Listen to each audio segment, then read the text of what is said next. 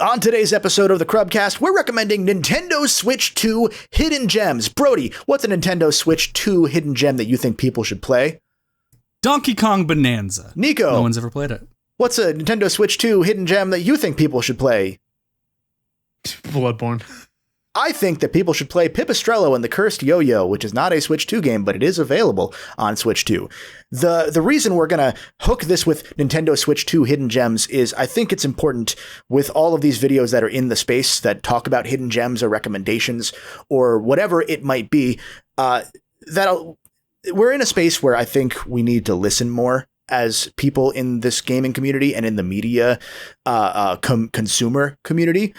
The reason I say that is the ecosystem we're currently in, and there's a quote that I saw from Asha Sharma from Xbox talking about sort of the attention economy and how much work it takes to get anybody to even look at a trailer for a game. Like, it takes multiple friend recommendations. It takes multiple, I'm paraphrasing her here, it takes multiple recommendations, reviews from actual critics, whatever it might be, to get you to even look at a trailer, let alone consume the actual game. Think about how many times you recommended a game to a friend and they just say, don't ever speak to me again. And then a week later they say, hey, I saw this cool game called Anodyne 2. Chris, what do you think? And that as a real example. And I think this is an interesting crew because there have been games that we have all recommended to each other in some way that have been like formative games for us as adults to show that you can, if you set your mind to it, engage with games and recommendations and discussing them in a more thoughtful way. And that I think that if you listen more, you will find some stuff that could change how you look at games. So, Nicco, I'll go to you first because there are a couple examples. I reached out to you in 2018 after I did a +1 PS Plus review of Bloodborne and said, hey, I can't explain why. I think you're going to like this game. It's free. You should go download it. I think Nico's sitting in this chat with like the two people most responsible for every game he's ever played. It's pretty close. Yeah, pretty much. Yeah. It's you guys and then Justin saying Balatro is on mobile.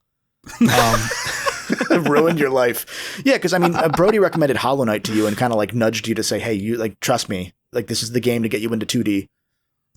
Oh yeah, I mean, both you guys are on the board a couple times. Kevin, I know the biggest one from you obviously is Bloodborne, which like I don't think I'd be here today without Bloodborne. We known this, that it's literally like I think dead. I'd be dead. Bloodborne is the reason he's still alive right now. He got the mole checked out because of Bloodborne. Yeah. Bloodborne rescued me from a burning building. Well, I got this weird fleshy thing on my neck. Why does it feel like Amygdala, the boss? Oh man, dude. Yeah. No, but that one was just sauced, man. And you got me hooked on it. And I was like, oh, this is it, man. This is it. And that was like the first game that I was playing that I was consistently getting better at. Right. And then Brody comes along and he brings with him Outer Wilds, which was like a huge one. Right. Like that game just like absolutely, chef's kiss. That's a really good example because Brody's recommended that to me as well. And I've played a little bit of it, but it, again, to the point of what we're talking about, it takes a lot to get someone to actually check a thing out. Even if I'm like, I know I will like that when I get around to it. I haven't even gotten around to it. Yep. Right. Like that got to me from word of mouth from a few people that had played it. And I tried it like years before I really played it. And I bounced off like very quickly, like without even getting off the planet. I bounced off and I was like, nah, I don't know. Yeah. It took like 2 or 3 more years before I went back and properly sat down to be like, okay, let's see what's going on. I'm liking some other puzzle games recently. Let's see what's going on with this. And then it finally clicked. And I think there are so many games that do that for me. But I especially with the idea of, it taking so long to get into a game with recommendations and things like that. I used to be very bad about it. I honestly used to be like, no, if I don't find it organically, then I don't want to. How dare I be manipulated by Like, yeah, how dare my friends manipulate me into playing things they'll think I like and probably will. Yeah. No, I used to be that way with me. Well, sorry. I'll tell you what started me changing that was like when Kevin recommended Bloodborne, it was like a recommendation of like, hey, I know what you like and you should play it for that reason. Whereas a lot of the time before that, what people would say to me is like, I like this, you should play this, which again is a different type of love language, a different conversation, but it is much different, than a recommendation to, hey, you like this, you should play it. I think that's a really good point, though, is that a lot of people also recommend things in maybe not the most thought out way. And one thing I wanted to go back to before we get too in the weeds here is, to be clear, we're going to, no, you're good. You should be sorry. To be clear, we're also going to recommend games that we really enjoy and we think more people should play in this episode. Some of them will be on Nintendo Switch 2. So to be clear, it's not full clickbait that we did the Nintendo Switch 2 hidden gems. I don't want to bait and switch fully there, but I want to make it clear that when we are recommending things in this episode, what we bring to the table, we are bringing to the table with a genuine, like, you should consider this if this sort of conversation that we're having back and forth with the screen here appeals to you. It is not just a review of a game, and then if you know the trusted reviewer that you like, that if they like the game, then you might like it yourself. That sort of thing. That's a different sort of thing. And again, we in this space, even if you're watching this or listening to this, you're already more inclined to consume stuff in that way. We all have normal friends that we talk to and say, "Oh yeah, if you like this game, you would like this," and you can tell they're not even really fully absorbing any of it, and you're just kind of talking to a wall. And that's kind of the conversation that I think we want to get to today, because if we all listen a little more and talk a little more thoughtfully about the things that we want to see more people play, only good things can come from that. And we're in a current ecosystem where I'm going to paraphrase something that I saw a clip of Greg Miller saying. We kind of need to rep things like it's the weird PS3 era that he covered back in the day, where there really weren't any universal hits. Like, there's GTA, that's it. There's Skyrim in 2011, that's it. Otherwise, it is all something that's kind of a niche in some capacity. Even Call of Duty is kind of a niche, and a very big niche, obviously. But I think it's important to rep the things and talk about the things you really believe in and want to see more of, because it's hard to get a second game nowadays, man. It's always been hard. It's always been hard to get a second game, but right now more than ever, if I shout out Blue Fire, one of the coolest little Nintendo Switch games I've probably ever played, though I think I played it on Steam. It is available on Switch. And I want to talk about it because it's kind of you'd call it now an expressive platformer, but with like a Zelda dungeon tinge to it. And it's a really neat platforming experience with like this really cool world that they built. That developer probably won't ever make a game again. But I want to recommend it anyway, because I think it's a valuable recommendation for platforming fans that would probably never have seen that game otherwise. It's a game I think about a lot, even today.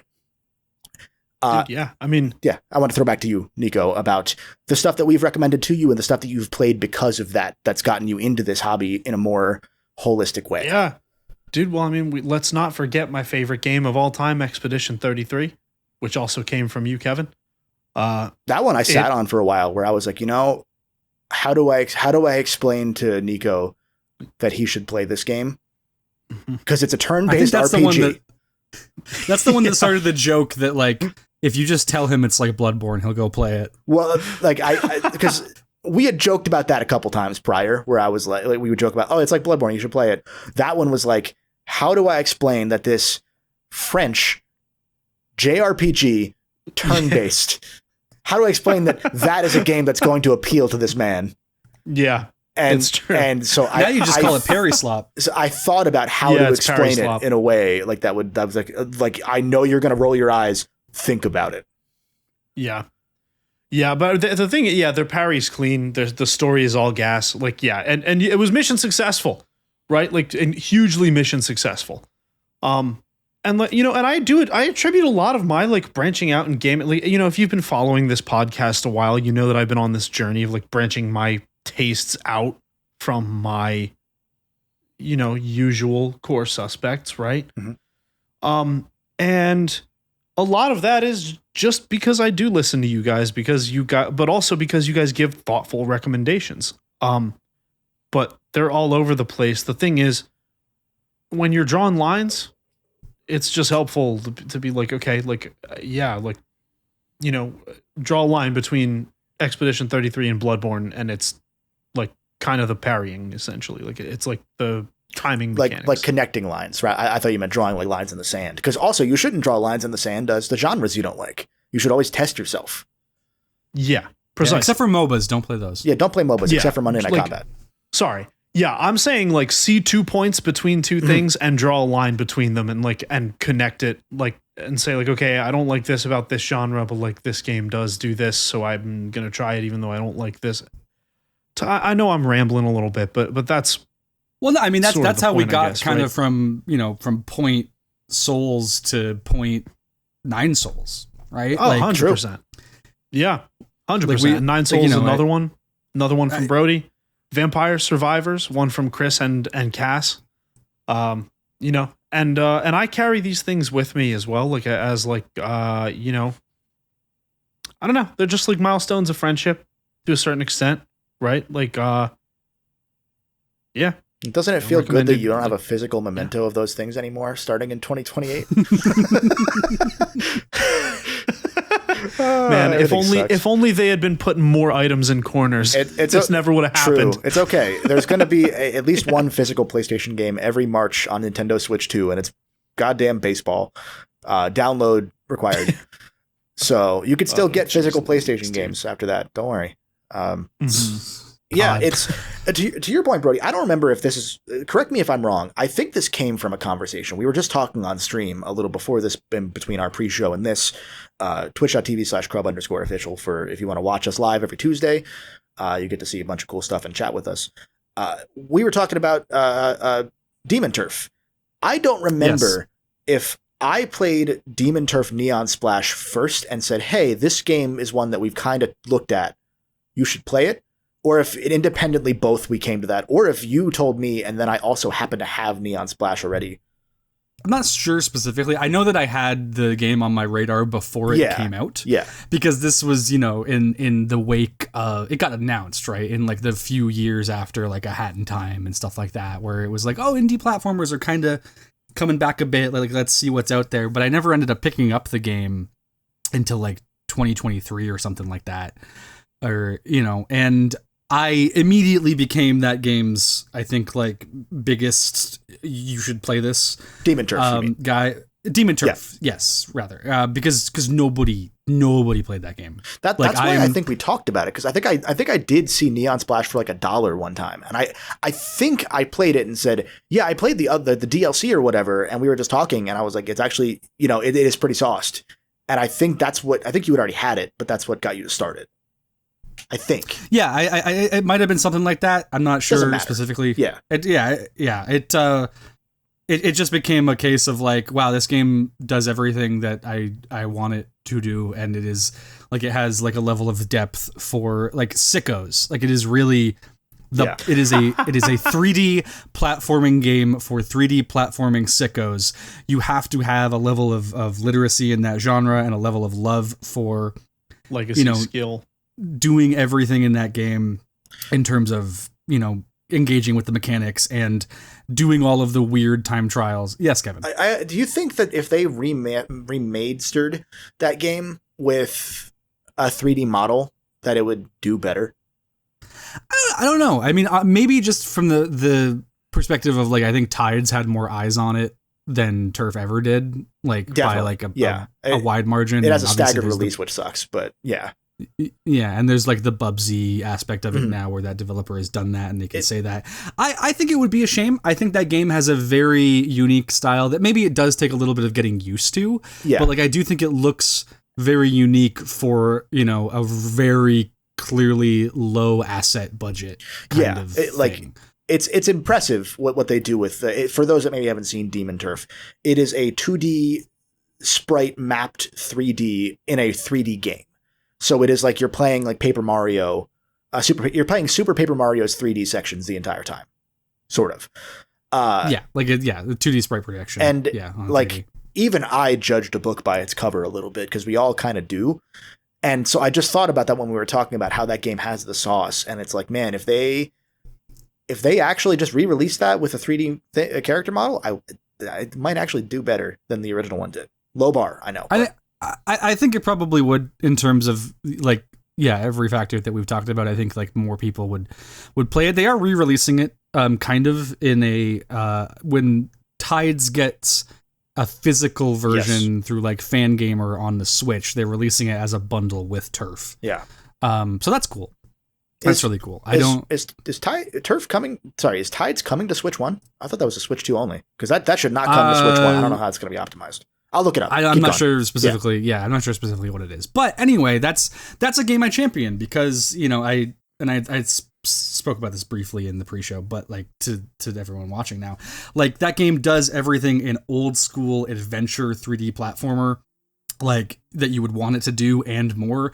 It's got, you know, these kind of Sly 1-esque hubs that branch off into like 5 levels each that are, you know, like almost like a Crash Bandicoot Warp Room, but it's got a little bit of that Sly 1 kind of vibe to it, that then branch out into these big, you know, linear levels in the sense that they have an ending, but they also like are encouraging you to explore and get all like the optional collectibles, which then have like a ukulele impossible layer style like nighttime flip side that also act as kind of like the Mario Galaxy 100 purple coin levels in a way, but they're remixed, so they're more challenging.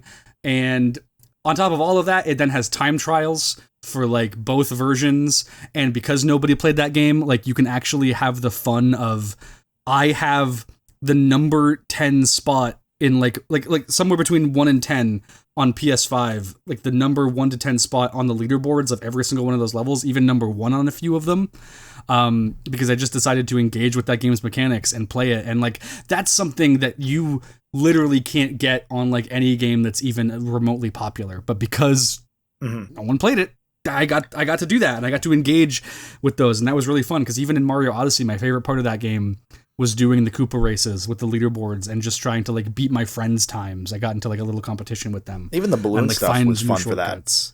I never really engaged with the balloon stuff, but yeah, it seemed like it would have been. Yeah, that game, the balloon stuff gave me a bigger appreciation for that game, for Odyssey. Another thing, because you mentioned leaderboards. I remember, I don't know if it's still this way, but I played Big Hops upon launch, another expressive-y, platformer-y type game, and I was like number 9 out of only 19 on the Switch leaderboards, and that game is a Switch game. Like that's the kind of game you play on a Nintendo console, you know? So again, a lot of these games need love and shout outs, and I have a larger point that I want to get to later about a thought that I've had about being kinder, for lack of a better short term, for 2 games that I want to talk about later. But you know, Turf, to the point of Nintendo Switch Hidden Gems, you can find that for like $10 a lot of the time digitally on Switch. And that game, there are so many things from that game that once I sit down and play it in full, I know I will love. I think a lot of it, what stopped me is that inertia of engaging with a game on its terms when the platforming mechanics feel a little too sickos, you know? It's so sicko. Like, it's so sicko. Because there's like you can so imagine like Mario Sunshine, or, you know, any 3D Mario. You have your jump dive, you have your dive jump. Here there's a jump, double jump, glide that you then can't dive out of, or there's a long jump that you can't then glide out of. There's like there's specific like special fall, Smash Bros style, that certain moves will do that prevent you from then chaining into another move unless you hit like a reset, I think that resets your powers. And that always threw me off. There's even like a thing of like, this is what I always say to anyone, you know, since I'm recommending this game effectively now on this, I will say this to anyone that is interested in the game. It does have a like Paper Mario style badge system, but you really can't engage with it because you kind of need to fill out the the 6 slots that are there with 3 specific badges in order to, in my opinion, make the game like function at its best.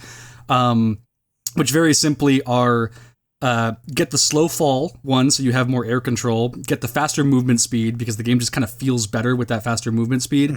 And then the most important one, in my opinion, is there is a badge that when you do your little like end of jump combo glide, like normally you don't get any extra height with that. You just get a little extra distance. But if you add the badge on that gives you like a little bit of up height on that, it makes all the difference in playing that game. There are so many like fun little weird skips that I was able to do because I had that on that I just would not have been able to do without it. And I can't like that. Those 3 badges, you have to put them on. And unfortunately that means you can't really engage with the badge system, which I know Tides kind of goes in and goes a little more crazy with that. Tides fixes some of that, but there is still very much like, it still has the same, like, I still had the same inertia with the move set of, even when I was near the end of the game and like 100%ing it, I would still have the thing where I pressed the wrong trigger at the wrong time and then therefore did the wrong move and put me in the wrong special fall that I couldn't get out of unless I then did. There's a bubble that you have in Tide, so you can like just get into a bubble and that resets some of your moves. So you can do that. And that would give you a second to like pause and say, which move did I do that I messed up? And there's an on-screen indicator that says this is the one you have, you can't use. This is the one you can't use. It's all there. It's just it's for sickos, and it's for sickos a little more than I would even like as sickos. But again, ultimately, it's a game that once I put that down and engage with it on its terms and just accept that it has this thing that I'm not a fan of. I know I'm going to love all the depth that it has in terms of like the night levels you mentioned. Cause man, I would love more things to have the Mario Galaxy, Shadow Mario stuff. Cause that's just it's a fun gimmick. And it's even got like the more you go into it, because I know Neon Splash starts you out with all of the power-ups from the main game. Yes. You have to earn those in the main game. Like every world you go to will give you a new one after you beat like the boss. That also threw me off. I'll admit that I played Neon Splash first. I kind of spoiled myself. Yeah, I can see that. But like you have like this like wheel that turns it into like a bit of a Sonic game for a second, and you have a glide that turns it into kind of a Spyro game in like the worlds that's relevant in. And then when you take those power-ups and then go back to the earlier levels and start doing the time trials with them, you start to see how like all of the levels were actually kind of made with these in mind, like not the critical path but like the sicko speedrun path. It's really cool, like really cool stuff. To that point, again, I want to circle back to the idea of we need to listen more to the games we recommend and the games that are recommended to us. I don't have an exact point to throw to you with that, Nicco. But again, you're like one of the best examples of having been introduced to the hobby more holistically. Thanks to like genuine recommendations. And like that does go both ways. There are games that you've recommended to us that, even if we haven't fully listened to them yet, there are games that we've taken into account. Yeah. No, for sure. I mean, and I don't think recommendations, how do I say this? When it comes from me, at least as of right now, I don't think I have the same amount of breadth, the same amount of crate depth that you guys do, to pull from, to like really be recommending things. But, I find a gem here and there, right? It's like, I think one of the best Nicco finds that I will say was Seance of Blake Manor. I really liked that one. That was a good game. Recommend that one. It's like you can play it in like a day or two. It's not that long. It's a pretty good one if you like murder mystery type stuff. Seance was the one, because that was one that I think I was going to say, hey, you might like this, and then I think you found it independently of me having talked to you that week. That was the one that has the time gimmick, right? I think so, yeah. Every action costs time, and therefore... Yes. Yeah. Because that is the time. That one came off the back, not imminently off the back, but it came kind of off the back of Blueprints, which is a game that all three of us have played a decent bit of, that we kind of recommended around in a circle, and then, it is like we did talk to a wall, each of us at some point about that game, because it's such a hard game to explain, and it's a good example of like... it can, those games or Expedition 33 can break containment in the right circumstances, whether that's free on something or whatever it might be. But it still takes so much, again, to circle back to the quote, one of the few quotes from Asha Sharma that I think has, I don't want to say merit because that sounds kind of weird, but I don't think she really knows what she's talking about. Which makes sense. It's not a role that she was supposed to be in. So, but I think the one thing that I felt that she's been spot on about is like the engagement economy that we are in, and that, it's so hard for a Game Pass game to get eyes because either it's one of those indie games that is friend slop that blows up and then, dies a week later, or it's one of the friend slop games that, one of the million that does just die immediately rather, that you don't even know about because there are so many games that come out each week. But we don't listen to the Game Pass recommendation algorithm. Like no one does. Yeah. Very few people do. And it's also not like, at least I don't think it's tailored the same way that like music recommendation algorithms are. Cause I still get things for FC 26 and college football. And some of those feel like they're sponsored rather than like a genuine, you like this, therefore you like this. Once the algorithms start getting as good to be like, hey, did you like Outer Wilds? Play Tunic. Then I'll know we're at a point where they work. People are going to see that if that happens to be like, what the hell? Like, this is not even. And then you find out, oh, that genre is just stupid. Okay. Yeah. Well, so what I was going to say is I think that when you brought up Blueprints, I think Nicco and I both entered into Blueprints from, I think, different angles where I was getting it recommended to me on the back of it being a Metroidvania, and Nicco was getting it recommended to him based on the back of it being Pick 3 slot. Yeah. And it is both. Like that is what makes that game so special is that it does both pretty interestingly. But when you're not, when it is such a, it is this plus this kind of game and you're not into half of what that game is giving you, I can see how it would cause someone to kind of fall off of it. Well, and that game takes so much to get into. Like you need to you have to. How long was I playing it? A month? 3 months? Yeah, for the platinum. You have to be patient to get into it. Even that game had however many million sales. I would be shocked if half those players played more than an hour after they bought it. Genuinely, because you have to play an hour and be like, what the hell is this? And then be like, you have to have that little itch in the back of your mind of curiosity of, okay, but where does this go? And a lot of players just don't have that because that's not the kind of player that they are, and that's totally fine. Or a lot of them did enough to get to the quote unquote ending, even though it's not the actual ending. It's the first of 5 endings. Yeah, I think that's the thing for me, where I was like, oh, it didn't end up just being a run-based game. You win the run, you lose the run, which is what I was looking for at the time. It was a series of puzzles graduating in difficulty and scope. And I was and scope and scale. I love that because I love when a game gaslights me. I really enjoy that when a game is hey, this thing that you thought the whole time actually, it's way grander, it's way bigger. There's way more going on than you thought. I like that too. I will say there are a few. I can't name them or else I'll be spoiling them. But even Bloodborne, it's tough as well because with how Blueprints is, it's I did lose my train of thought, I'll admit, but with how Blueprints is, it's especially tough because that game has its roots in Myst is where I was going. That game is very much the mini golf course. That's where I'm going to go with it. Actually, that game has a lot of roots. Blueprints does in Myst, and Myst is a game to the point of how much inertia that a player has, even a seasoned player, to get into a thing. I've looked at Myst 700 times, and only once have I started it. And I started it and said, no, I'm good. And then I will never play it again, probably. And I know that if I got into it or I was able to get into that headspace of playing it on its terms in that era or with the mindset of that era, like I did with a Sonic Adventure, for example, not the same way, but the same concept of playing a game on its terms.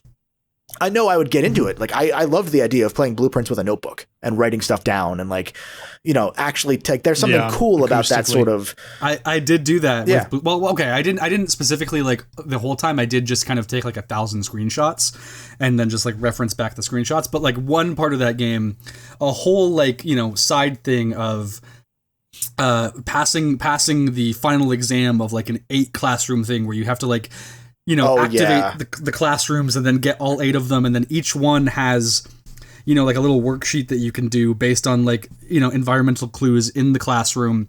And then you do all of those, which prepares you for like the final exam that you have like an actual real life, like half an hour to do. I was like legitimately writing down, solving, math equations and his like fake history questions and stuff in my notebook.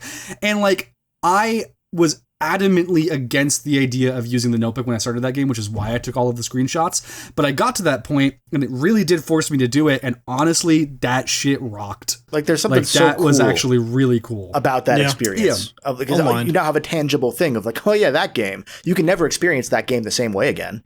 Like there's no way to experience Blueprints again. I mean, that's the thing with the Brainias. And that's the thing I think with Myst specifically is like, I think that was the right game for the time, but I also do really like that Outer Wilds kind of solves that issue for the modern day, where Outer Wilds has the clue board or the point of interest, or like there's still more to explore here. Kind of prompt, like the way that it just autofills in like, the Charlie from Always Sunny in front of the clue board. Sylvia. Yeah, Pepe Sylvia thing, right? Like it just has that and it fills it for you. And I think that is the perfect way to do that because it never felt like it was giving me anything. It just felt like, okay, it's keeping track of all of the relevant information that I am not going to be writing down. I call that the bomber's notebook. And it's something that like, I think a game like Blueprints probably could benefit from. Yeah. Right. But it's something that I think like, I don't know. I just Outer Wilds is the best of all of these. I just thought of the origin of Nicco's gamer journey. It's not Bloodborne. It is Majora's Mask.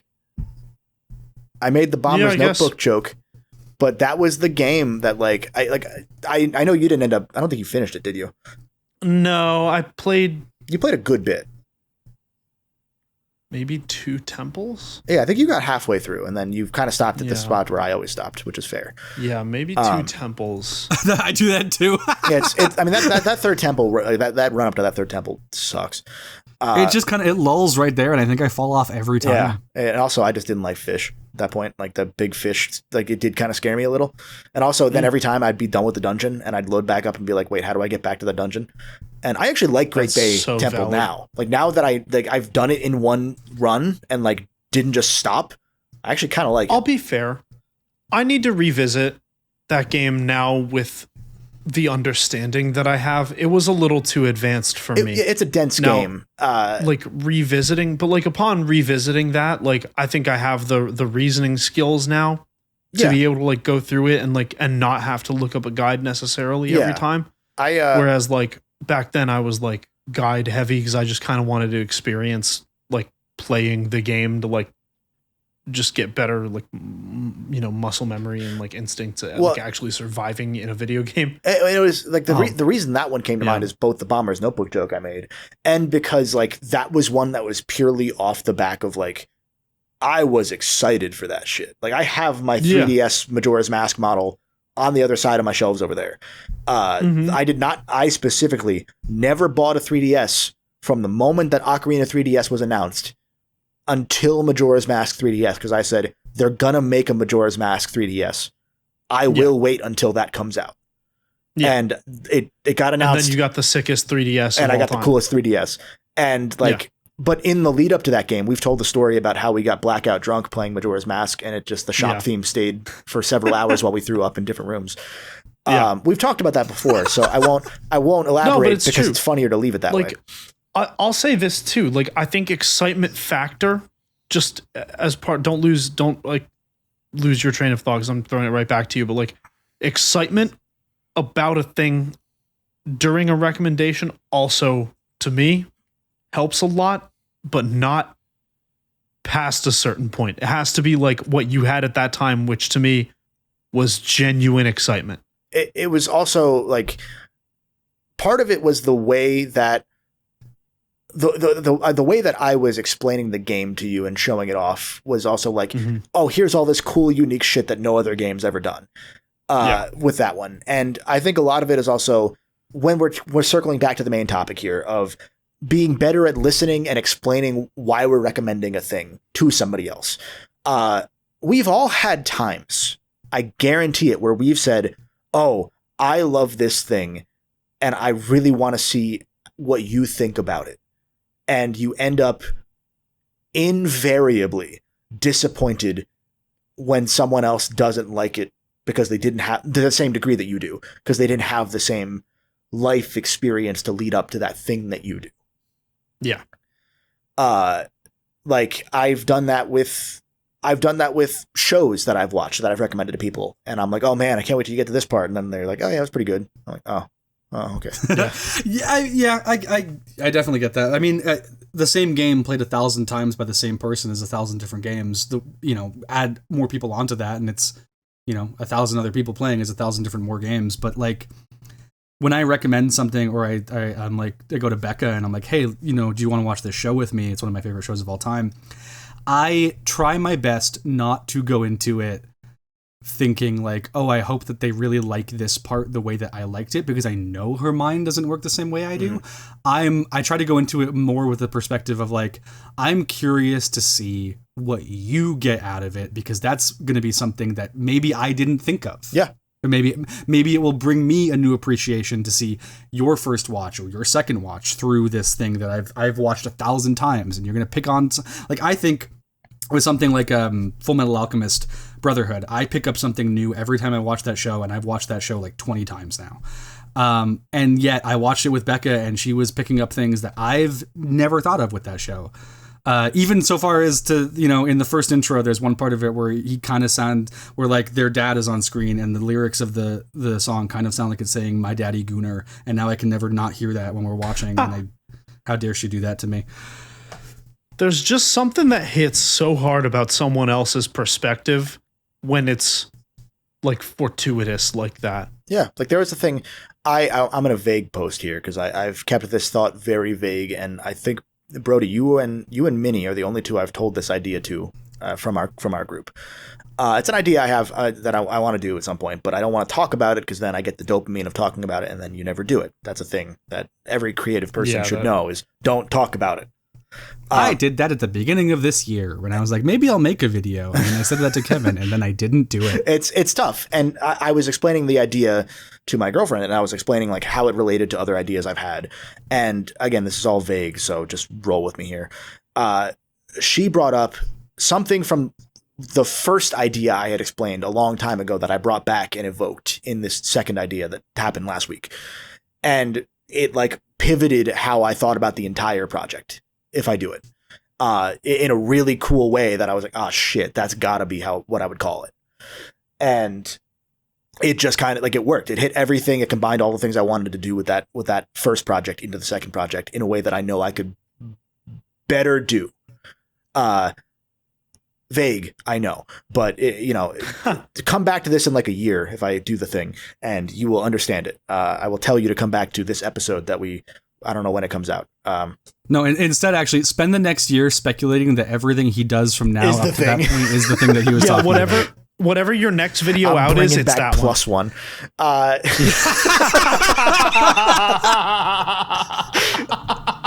plus one, actually, hold on. That's a really good example to circle back, because plus one was a thing.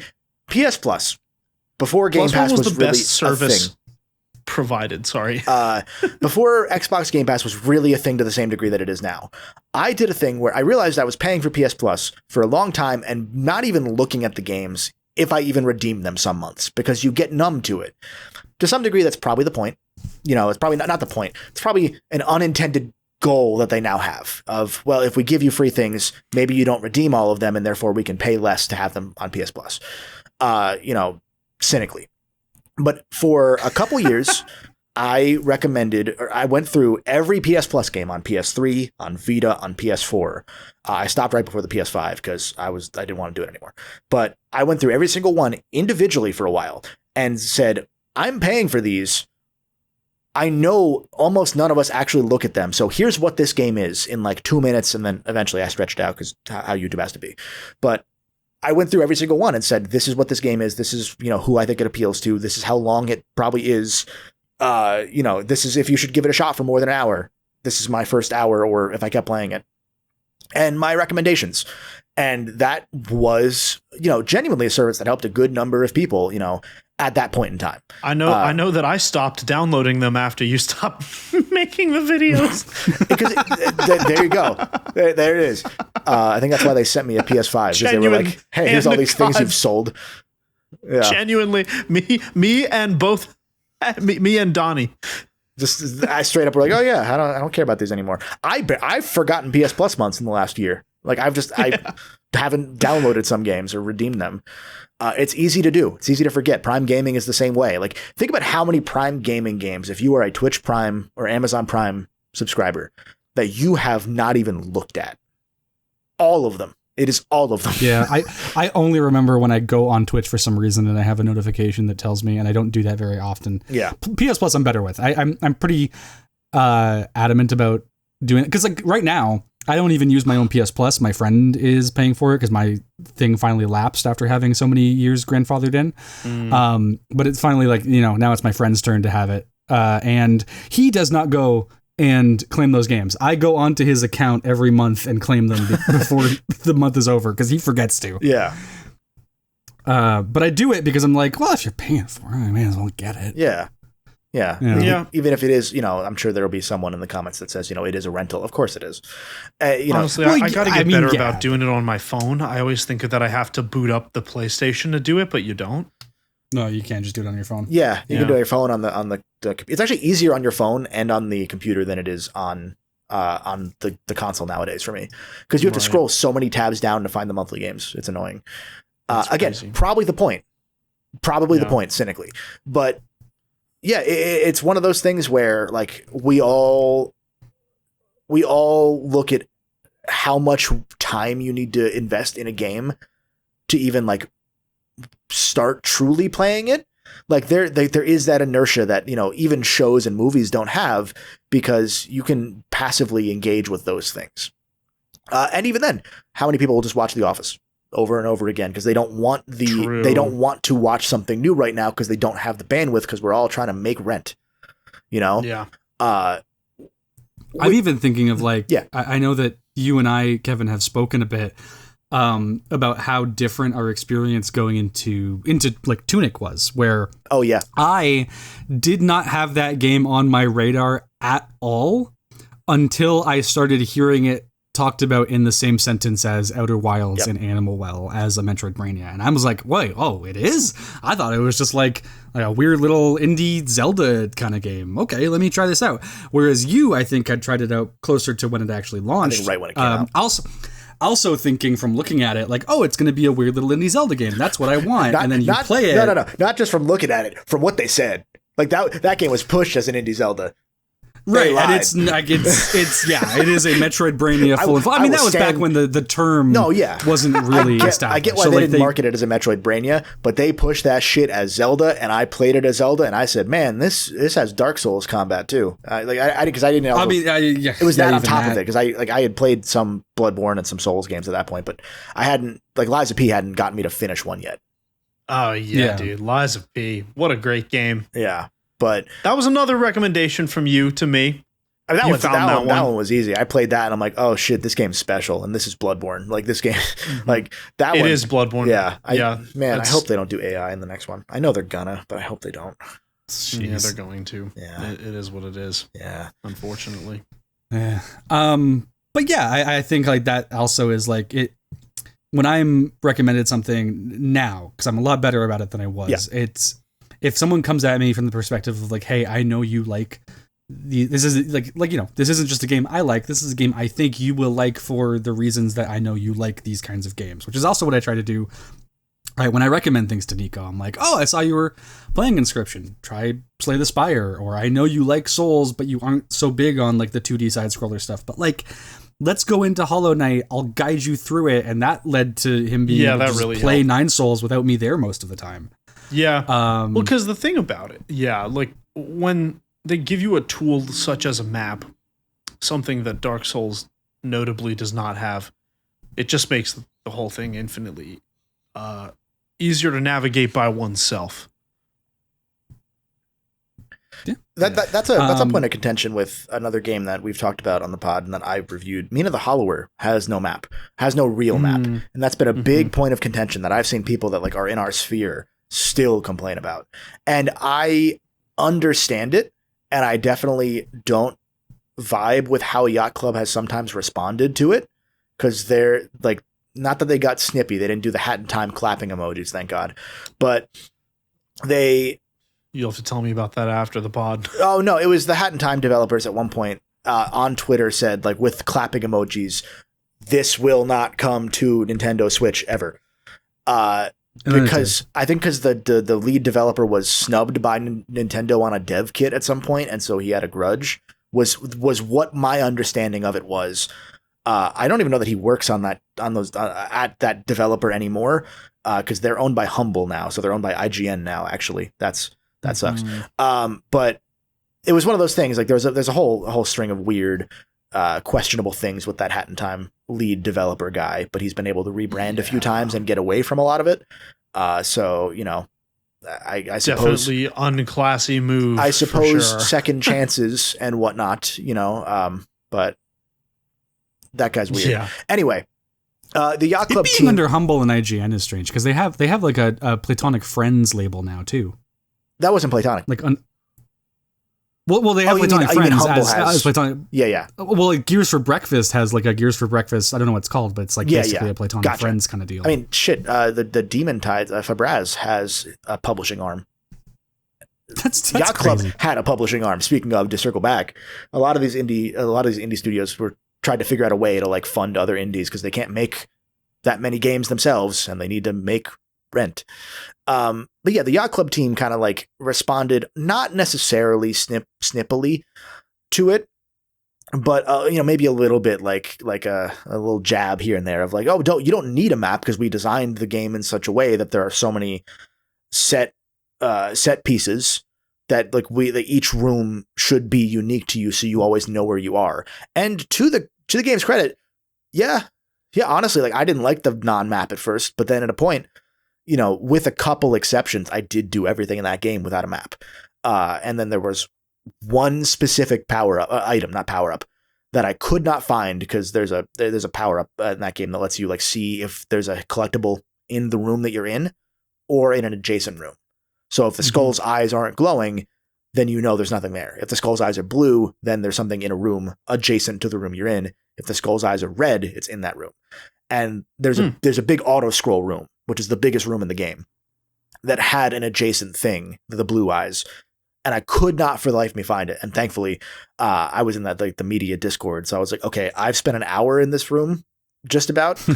I don't need to do this, but where is this last one? Just give me a hint. And they gave me a hint, and I was like, oh, son of a bitch, I know where it is. And like it worked. You know, they got it. In a Jonathan Blow game, waiting an hour in a room would have got you the secret. True. That is true. But anyway, point being, like Mina's a game with no map that I think benefits at a point from not having a map if you engage with it that way, to a point. Because then at a point you're like, oh, this is kind of annoying now. Like now I wish, especially where I was, because I didn't have, you know, there were no guides at that point. The day the game embargo ended, there was a map someone made with every screen in the game already. So no one else will have the problem I had. And I understand that. But me playing Sly 4 and getting the platinum as like the 24th person who got it, where they just did not have like guides for where all the masks were. I would never do that. Where all of the treasures were. So I just had to find them all myself. 60. You got to replay that game for that shit. No. I think I went around that third world like for 8 hours looking for the final treasure in there. That's awful. But it's one of those things where like these little games that like pop up and you're, you know, they're almost flashes in the pan for becoming cult classics or whatever until they get bigger. Something like an Outer Wilds and a Hollow Knight is like they contain things like the Pepe Sylvia board or like Hollow Knight's map system, where I'm just like, man, I wish more games would do this, because Hollow Knight's map system is like perfect for me personally, where it's like you are allowed to get lost at the beginning, but then you're kind of fog of warring it so that you're not getting lost later. But it's designed in such a perfect way where you will get lost for a bit. So you have that like specific feeling of getting lost in the game without it becoming like a constant issue.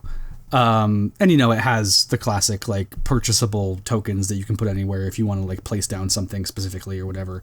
But I also like how it makes the player icon its own badge, where it's like you have incentive to not have it on so that you can fit other actually like gameplay useful things, which I never had it on. So then I had to look at the map and go, okay, where am I based on the shape of the map in cross-referenced with the shape of the room that I'm in. Mm-hmm. I thought that was really cool. That was really, really cool. I wish more games would do stuff like that, because I think that's just awesome.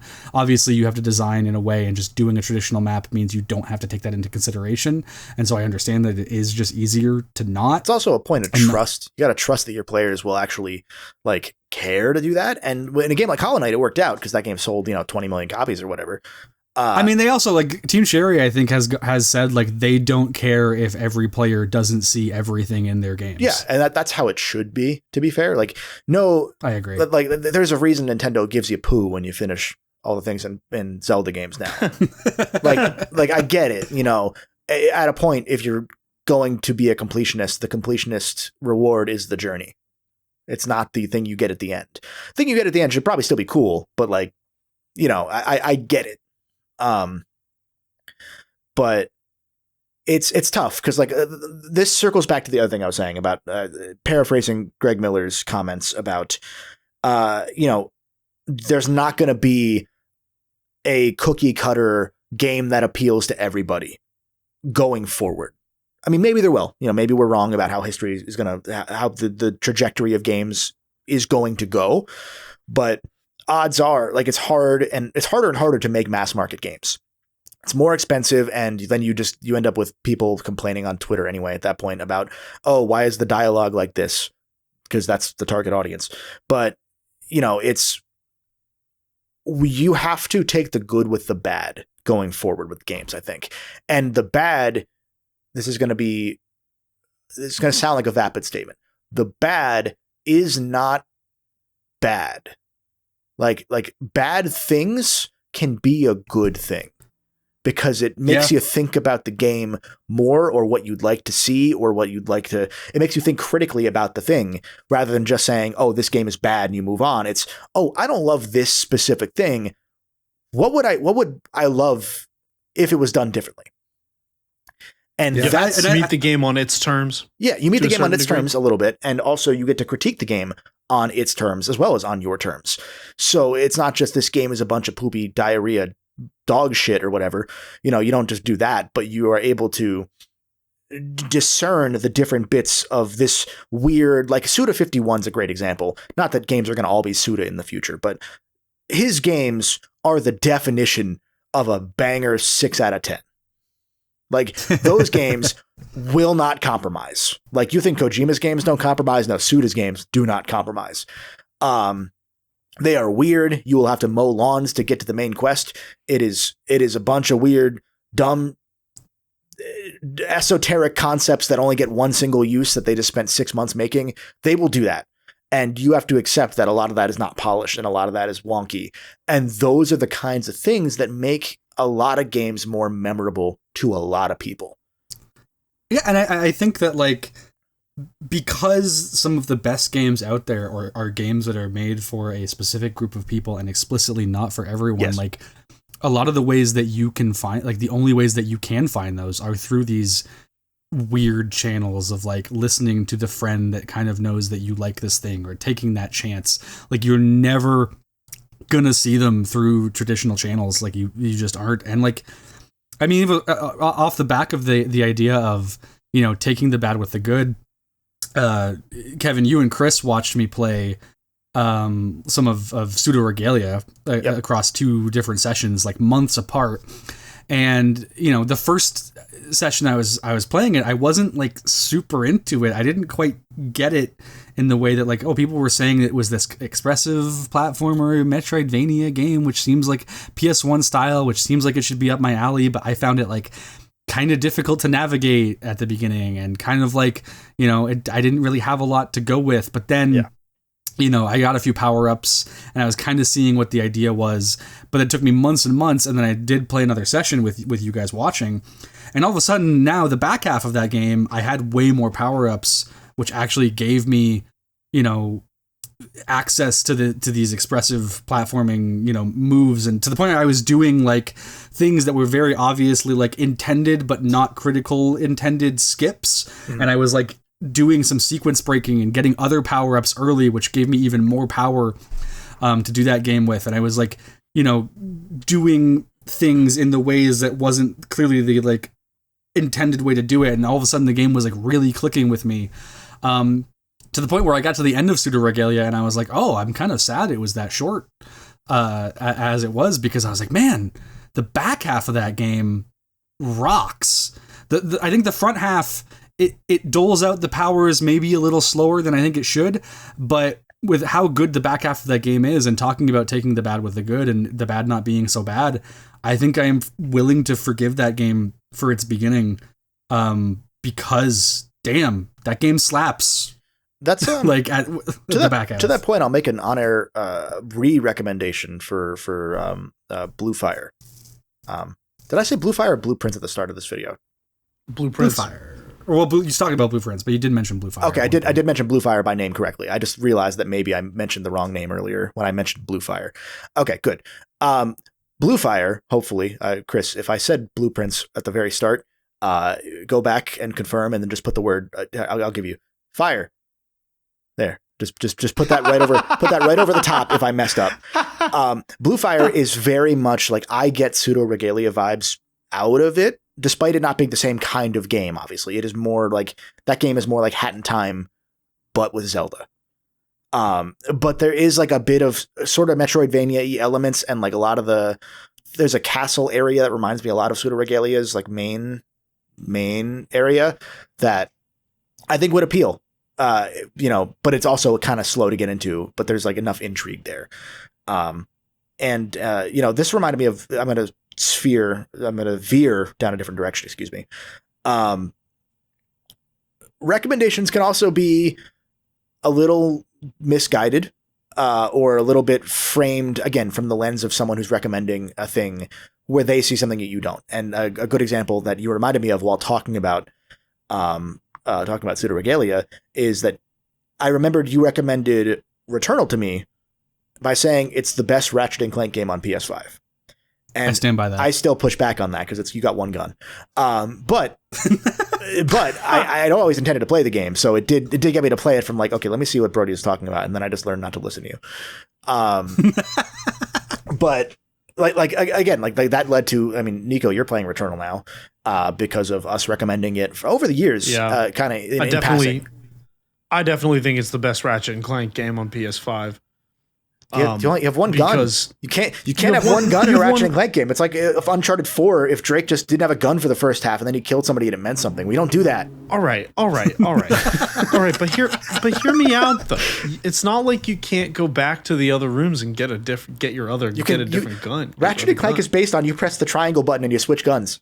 That is like that is the thing. The rest of the whole thing is the same. Third person. Uncharted's the best Ratchet & Clank game on PS5. It's not a bullet hell like that, though. In Kevin's defense, I remember playing Resistance 2 and being mad that there is no weapon wheel, and very happy that Resistance 3 brought back the weapon wheel. I do.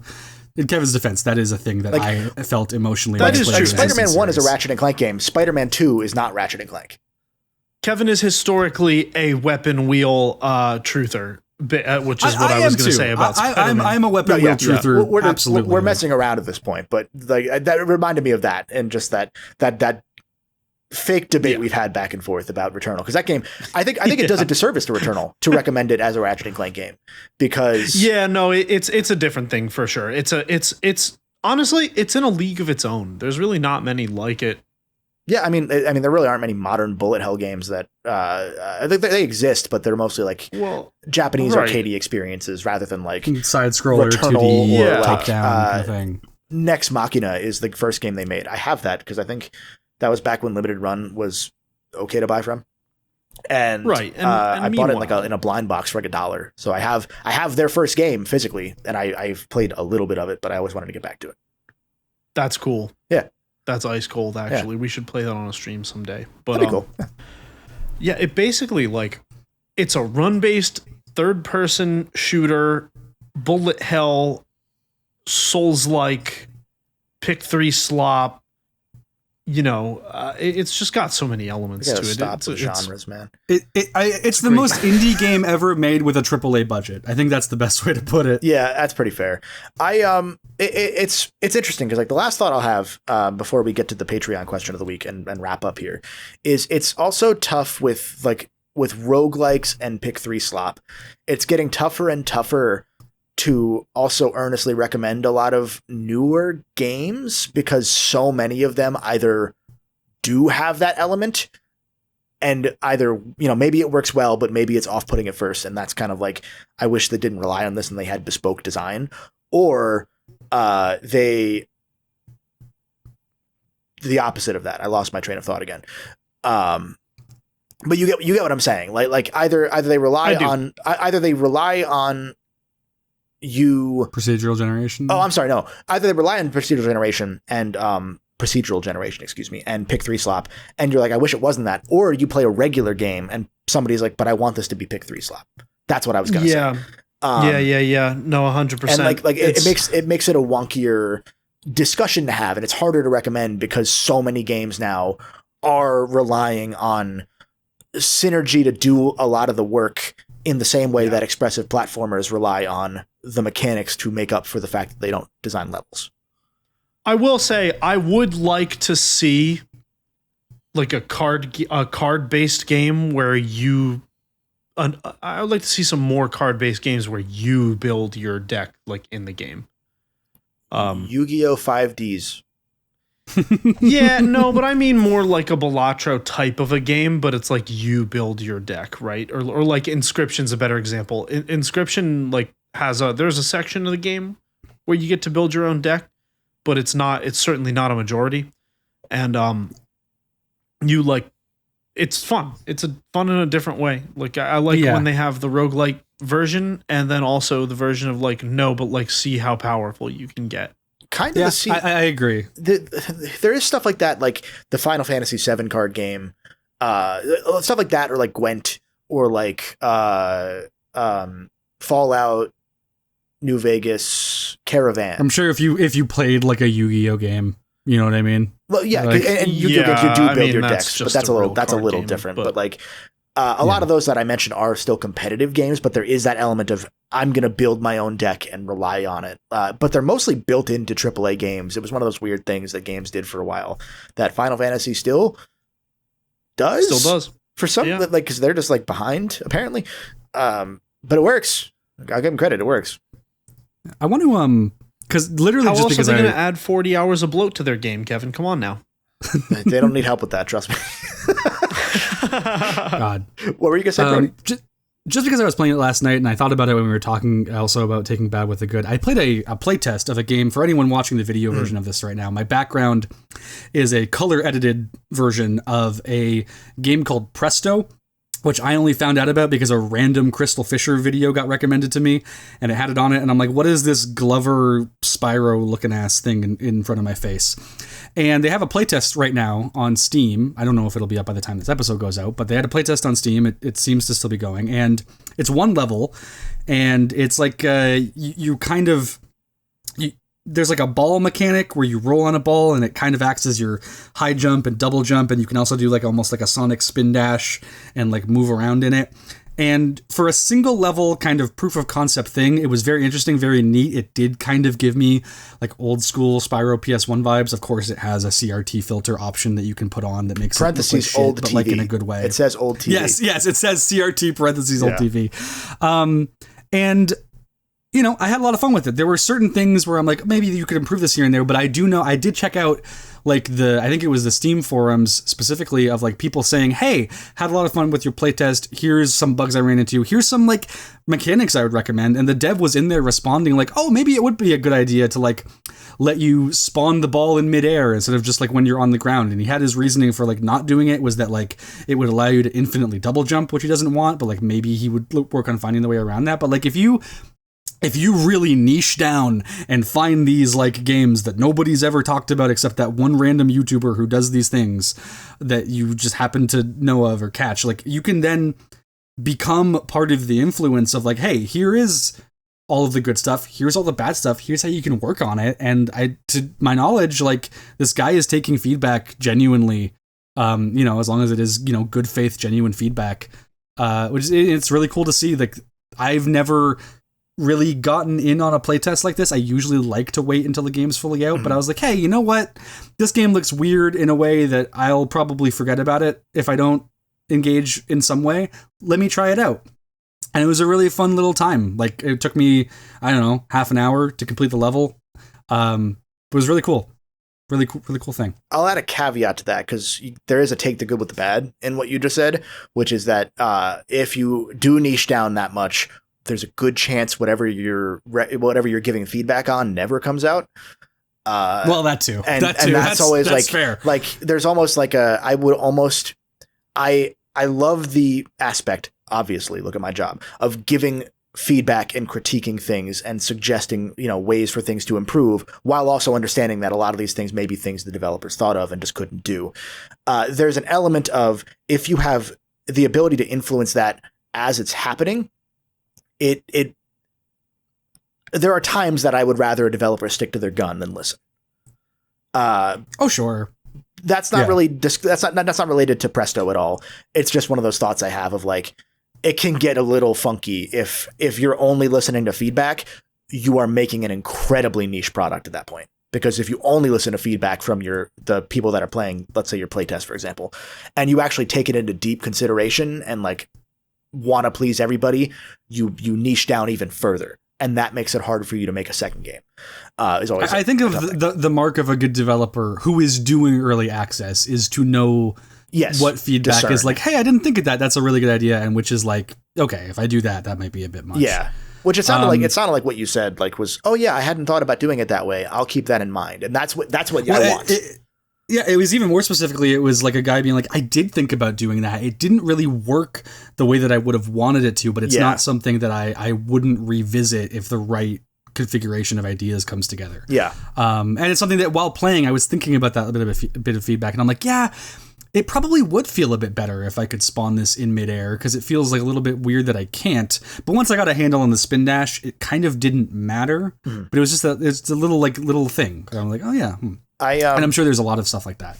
I'm going to have you pull up the CRUBCAST question of the week. And while you do, I want to kind of wrap up here by saying, like, we've talked about how genre descriptions are kind of dumb and genres don't work anymore and how they're just words in separate podcasts at different points in time. And I don't want that to sound incongruent with what we're saying here. So I want to wrap up by saying if you're recommending a thing, consider the audience you're recommending it to. If it's a friend who does play a lot of games, if it's a friend who you can explain it in a way that they'll absorb, if they have something going on that week, maybe don't recommend it, that sort of thing.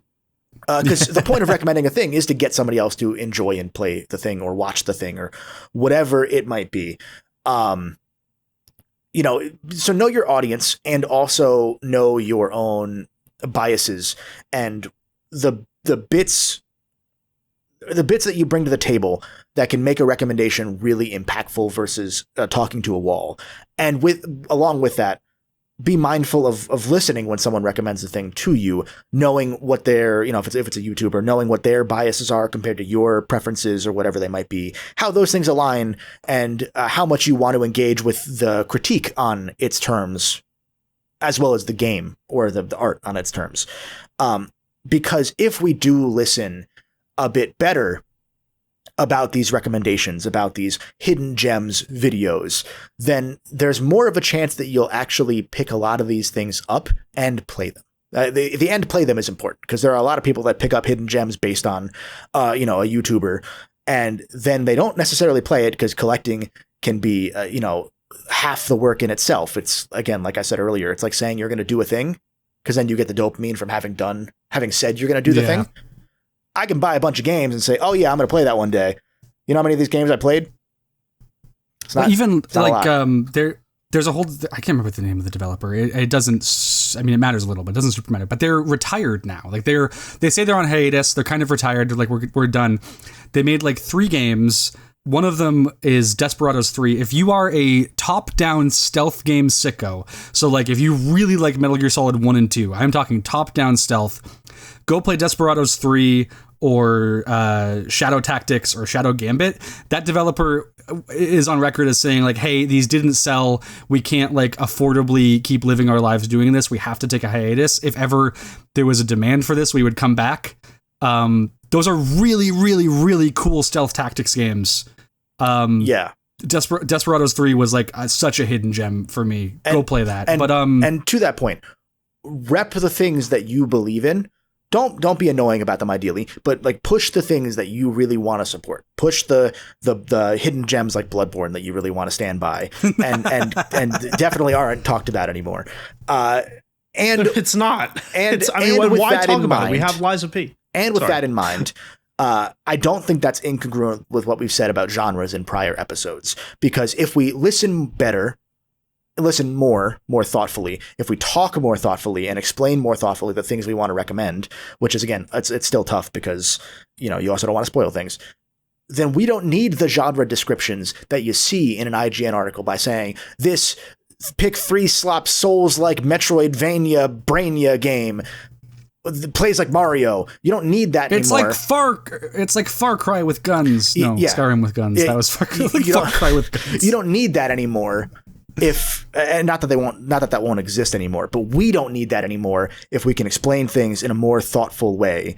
Even if, ultimately you do have to say, oh, this game plays kind of like this game, but it's got this. Like sometimes you do have to do, those comparisons that are kind of unique to games, because you don't say, watch The Godfather. It's kind of like Goodfellas, but with Well, yeah, because how do you recommend Tunic to someone who's played Outer Wilds? You should, but like, how do you do that? You can't. But anyway, our Patreon question of the week comes from Atraske, who asks, how much character customization do you think a game with a self-insert protagonist should have at a base level?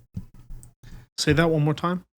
How much character customization do you think a game with a self-insert protagonist should have at a base level? Versus the $20 exclusive shops special edition. I think it depends, because we're saying self-insert character, so I assume like create a character is what we're talking about. Yeah, I'm guessing specifically not something like a Witcher. Yeah, where you're playing a character. I guess as the question, what is the minimum character creator suite that should be available, or what? Yeah, or even like before that in the pipeline, is a character screen even? I think there's 2 ways I go with this. One is it depends on the story that you are telling and the vibe of the game you are in. So like if it's a game like an Elder Scrolls, I think it's kind of okay to go nuts because those stories don't take themselves that seriously. And part of the Bethesda character creator is being stupid. Also it would be strange to be like, here's a modern day band t-shirt. Yes. In a Skyrim. Yeah. Though, to be fair, they did give you a Nintendo Switch t-shirt in Skyrim. That's true. And I mean, you can, and people mod those games to wear like Naruto's clothes and shit like that. And that's what I was like. There's a point at which I'm okay with you going full like MMO protagonist on a lot of these, like where you're just kitted out and you have the Supreme shirt or whatever. Like there's a point where it's funny again, and I'm okay with that. It's a tough question because there is no catch-all to me, but I think it depends on the vibe, and I think you have to be congruent with the vibe. One of the reasons this is not a self-insert game, one of the reasons that the Yakuza games for a long time did not allow you to change your outfit until post-game/New Game Plus, was because they wanted you to take the main story seriously as you went through it. Even if the side stuff is crazy. Which, honestly, fair. Because, like, the whole meme of, like, your character, custom character, showing up in a cutscene is like always funny to me. Yeah. It's. I mean, good. So I'm kind of thinking about this in two minds of like, there's the actual physical characteristics of designing your character in something like a Skyrim or a Mass Effect or a Saints Row. And then there is the, what your character is wearing, which, are kind of two sides of the same coin there. But like, I think about it, Saints Row 3 in particular has one of like, I think the best character creators I have ever seen. And it's another one of those little game elements where I'm like, man, I wish every game with a character creator just had Saints Row 3's, because you can go crazy with it, but the way that they have like a triangle for body type where it's like a spectrum slider, but it's like a 3-pronged one where you go between skinny, like fat, skinny, and muscle. Yeah. And I think that like that works really well for that. And then you can get into the nitty gritty if you want to. But it has a good baseline of not necessarily having to engage with all of the sliders if you don't want to, and still create something cool. My buddy literally just uses the default character every time, and it pisses me off. He doesn't engage at all. But then no, I get that though, because I don't with a lot of games, I don't engage with the character creator a lot because my goal is to play the game. And a lot of the time, if I spend 25, like there's a lot of work that goes into making a cool character, and some people thrive on that. And also those players don't necessarily finish that game. Also, Nicco. It depends on the game. These days much, I do. I think, Kevin, I will say, I think you have the right perspective for what it's worth. Damn right I do. Because I think fitting the tone of the game is probably like the number one priority. If it's a serious game, because like if you fit the tone of Saints Row. Just in any game, fit the tone. If the tone's silly, be silly. If the tone's serious, be serious. You know what I mean? Like what I meant was more like it's okay for Saints Row to be anachronistic and for you to have a god sword. It's not as okay for Skyrim. Well, it's okay for Skyrim to be anachronistic too. It's not okay for Cyberpunk, to be anachronistic, because Cyberpunk is a very specific vibe. And also that vibe is kind of silly. So like you can still be silly and you can have, here's the size of my character's penis. That's okay. Because that's the world that they live in. Yeah. But you can't then be like, I'm going to be an alien from Bleep Blorp and have like green skin and role play as an alien. You're just a weird guy who painted himself green at that point, which is fine. That's a cool way of like absorbing that character. But again, I think where it hits with me is and why this is so separated in my brain is because my buddy that does not customize his character's physicality at all, one of the most important things to him in any game is how much different customization he can have in terms of clothing options. So he doesn't want to customize the physicality of his character whatsoever, but he wants as many possible clothing options as he can, fashion souls out of the thing. I will say, I think that as of the past, like, I don't know, not the past X years, because I don't play games like the year they come out as much anymore, but like, when it comes to games with sliders and things like this, I do feel as though things have been trending toward like the body sliders barely work. So why even have the body sliders at a certain point? It's from like 5'11" to 6'2" type thing. Yeah. Yeah. Right. Exactly. Or like, games get funny when you can like when you can start modding the sliders to like uncap the sliders. That's always depends on the game. Uncapping the sliders. To your point, Nicco, first person games are also tougher with that, because like you do need to be a certain height in a first person game for the game to work, unless they put so much more work in. And also in first person games, I don't care as much about the costumes. I was going to say, I do think that there is a difference in standard of customizability from a third-person game to a first-person game. Third-person needs much more. Yeah. I do like Brody's idea of like having a system by which you don't have to engage with all the sliders if you don't want to, but there are some sliders still that you can engage with that'll make things like a little easier. I like when they have like a grouped slider followed by then a breakout of it if you so choose. Those are sort of my like gold standard, but that is sort of the maximum rather than answering the question, which is the minimum. I think a good example for me, but you haven't played these games, but you might agree with this. I don't look at Mass Effect as I don't look at Shepard as any character besides the default, either Fem Shep or Mask Shep, because like I've seen people's like customized versions of those characters. They don't look right. Like he's on the cover. Like some default designs do become iconic in that way. Like Shepard and Fem Shep are. Are we fundamentally misunderstanding the question because that is Shepard's story? It's not necessarily like a self-insert. It's your Shepard's story, though. You don't have to self-insert as Shepard, but your choices as Shepard drive the entire story, in as much as the story is driven. It's interesting though, because then there's something like a Baldur's Gate 3, the player character in that game, you can make them anything, you can name them anything, but they're widely regarded by people who talk about this game as Tav, or it might be your Tav, because Tav is the default name that pops up in there, but nobody's Tav is the same Tav, because people do go into that game. Like the Larian was even called people out there like, why are you guys making so many humans? Like, stop making so many humans. We give you all of these options. Make something interesting.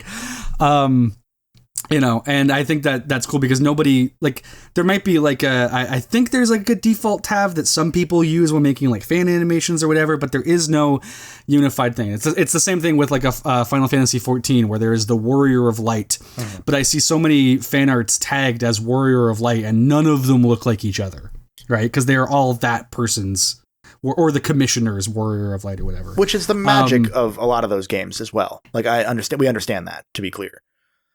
Yeah, I think that the interesting part of it for me is a lot of those games that do that will also have like multiple different voices, whether, you're going, traditionally male, female, whatever, they'll still have multiple options, or Saints Row where it has like 6 of them and then it also has Nolan North as like it's his own option.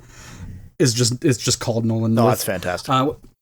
Yeah, well, it's funny because one of the default male options is also just Troy Baker, but he wasn't famous enough yet at that point for that to be the joke. Yeah. And one of them, I always use the Scottish one. But then there is a game like Sunset Overdrive, which I think has an interesting disservice done to it by the marketing of that game and the box art of that game, because the marketing and the box art have like the default male protagonist of that game voiced by Yuri Lowenthal. And Yuri Lowenthal is a good voice actor for Spider-Man and in a lot of other things that he's done, but I don't think that the male protagonist in Sunset Overdrive fits nearly as well as the female protagonist, because it literally is just 2 voices, male or female. The female is done by a woman named, I think, Stephanie Lemelin, and the level of customer character creation you have in that game is really good. It's all very like cool punk aesthetic, like fits within that game really well. And then I think the female voice of that game is just so much better than the male. It's like actually crazy, because I think a lot of people see that game and they see that absolutely sauceless default male design and they go, no. To the point about Inertia, that's a game that I will play like an hour of and then be like, I don't want to play anymore. I love it. I think it is the most Insomniac game Insomniac has ever made, probably to a sickening degree. I think it just needs to feel better is my thing. It just never felt good. I will say I'm surprised. Did they ever make is that cover reversible? I have no idea. Because I don't think the female protagonist is like marketed at all. No, yeah. I mean, in the base marketing, way better. But I'm thinking of like, this is obviously way before this, but like there was that really cynical thing that EA did of like the regular edition of Battlefield 5 had a woman on the cover, and then like they were trying to like convince chuds to spend the $20 for the special edition that had the man on the cover, which is a funny, cynical way of doing something. I have to give them credit if that is real. Like if that's actually the intent, that's really funny, because that's a way to own the chuds.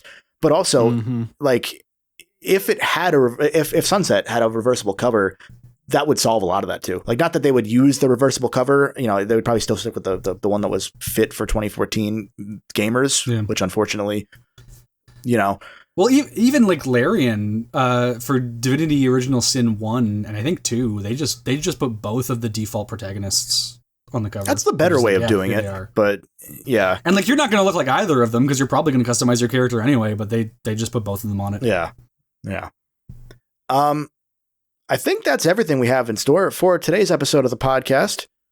Yeah. Do we have any wrap-up thoughts on any of the things we've talked about in this sweeping episode of the CRUBCAST? Play Desperados 3. I want them to make a new game. I haven't even played Shadow Gambit yet. I bought it, but I haven't played it. But play Desperados 3. That's my final thought. Somebody recommending something to you and you really liking it doesn't take away from the fact that you really like it.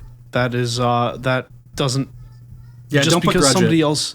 Just because somebody else found it doesn't mean that it isn't your taste as well. I don't recommend a Kimbot.